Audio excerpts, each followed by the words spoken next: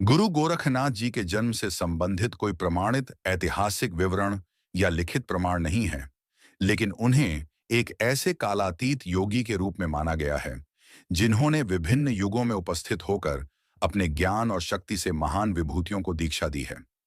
ऐसा माना जाता है कि गुरु गोरखनाथ जी ने भगवान राम, हनुमान जी और परशुराम जी जैसे अनेक देवताओं और महापुरुषों को अपने ज्ञान का वरदान दिया।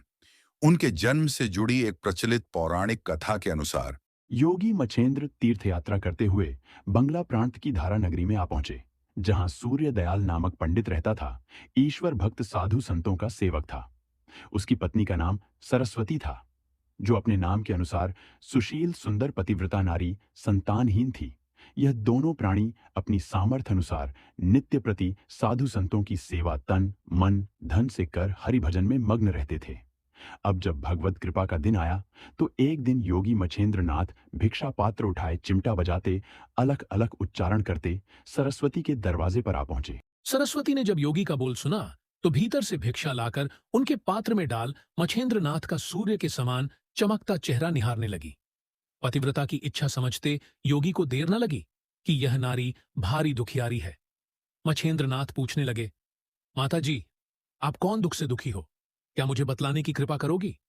इतना सुन सरस्वती बोली, संत जी, वैसे तो सब प्रकार प्रभु की कृपा है, दुख सिर्फ संतान का है। अगर आपके आशीर्वाद से मुझे एक बेटा हो जाए तो मैं पूर्ण सुखी हो जाऊंगी। इतना कह उसकी आंखों से आंसू टपकने लगे। योगी से जब नारी का निराश मुख देखा नहीं गया, तब प्रसन्न मन से अपनी झोली में हाथ डाल भस्म निकाल पतिव्रता से बोले, इस भस्मी को रतु स्नान करने के बाद खीर में मिलाकर प्रभु का नाम लेकर खा लेना। तुम्हारे यहां भगवान शिव का अवतार होगा, जो सब रिद्धि सिद्धि का स्वामी होगा। 12 वर्ष बाद नगर भ्रमण करता हुआ तुम्हारे घर आऊंगा, तभी तुम्हारे पुत्र को अपना शिष्य बनाऊंगा। सरस्वती ने भस्मी लाकर घर के आले में रख दी और मन में विचारा, ऋतुबंती होने के पश्चात इसे खा लूंगी। जब वह घर के कामों से निपटकर फुर्सत के समय पड़ोस में अपनी सखी सहेलियों के पास मनोरंजन करने गई तो योगी की भस्मी की चर्चा करना न भूली। तभी उनमें से एक चतुर सखी बोली, बहन क्या पागल हो गई है? उस भस्मी को भूलकर भी न खाना। यह संत महंत बड़े पाखंडी होते हैं और किसी बदमाश दुश्मन के कहने से जादू की भस्मी या जहरीला विष दे जाते हैं, जिसके खाने से मृत्यु तक हो जाती है। या जालू करके जेवर कपड़े बर्तन भांडे जो इनके हाथ लगे लेकर रफू चक्कर हो जाते हैं। अगर इनकी भस्मी से बांझों के संतान होने लगे तो पृथ्वी पर एक बांझ भी ढूंढे न मिले। न जाने कितनी नारियों की इज्जत इन बदमाशों ने लूट ली है। कलयुग में ढोंगियों का हो बोलबाला है। जरा मन में विचारो, सच्चे संत क्या घर घर भिक्षा पात्र उठाए फिरते हैं?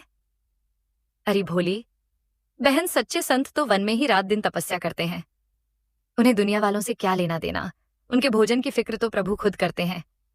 जितने मुंह हा उतनी बातें। सरस्वती को भस्मी खाने की राय एक ने भी नहीं दी। फिर उसने भी चकित हो सोचा, बात तो ठीक ही मालूम पड़ती है। इस प्रकार की घटनाएं रात दिन सुनने में भी आती रहती हैं।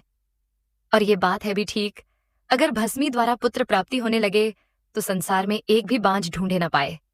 मैं उस भस्मी को घर जाकर अभी कूड़े में फेंक दूंगी। उसने ऐसा विचार बना, अपने घर न आकर पास ही में गोबर के गड्ढे में उस भस्मी को फेंक दिया।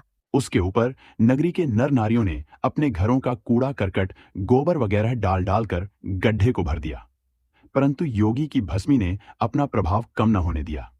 खेत के बीज की तरह उस गड्ढे में भी अंकुर फूटे पानी की असुविधा होने के कारण अंकुरों को फूटने में देरी भी लगी। आहिस्ता आहिस्ता 12 वर्ष भी पूरे हो गए और सरस्वती बेचारी बांझ ही बनी रही। 12 वर्ष पूरे होने पर योगी अलख करता आ पहुंचा। सरस्वती के दरवाजे पर आते ही योगी ने सोचा, इस पतिव्रता का बालक 12 वर्ष कुछ महीने का हो गया होगा।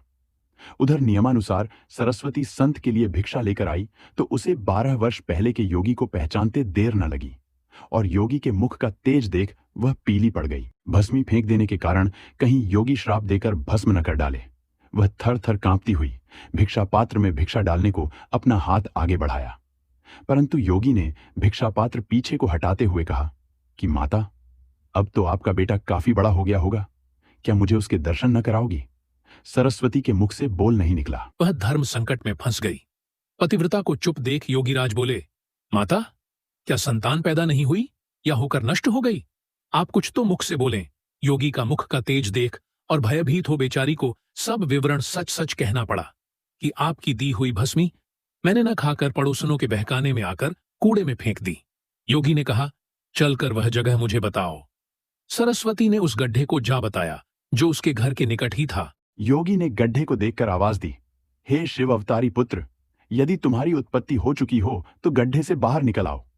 योगी की आवाज के उत्तर में गड्ढे में से आवाज आई, गुरुजी, पैदा तो मैं हो चुका हूं, परंतु गोबर के ढेर में दबा होने से बाहर निकलने में असमर्थ हूं। आप मुझे यहां से निकालने की दया करें। गड्ढे में से बालक की आवाज सुनकर सरस्वती तथा नगरी की नारियों को बड़ा कौतूहल हुआ और ग्रामवासियों ने तुरंत कूड़ा हटाना शुरू कर दिया। कुछ देर बाद गोबर के ढेर में से एक अति सुंदर तेज धारी बालक निकला।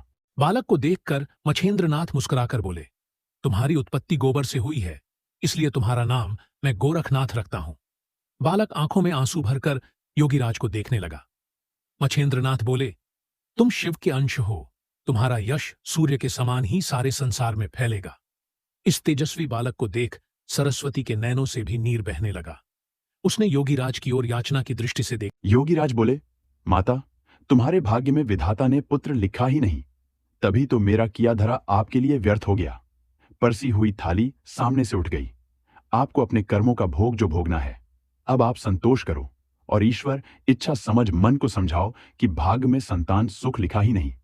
अब आप प्रेम से प्रभु गुण गाओ, जिससे पिछले पाप धुल जाए।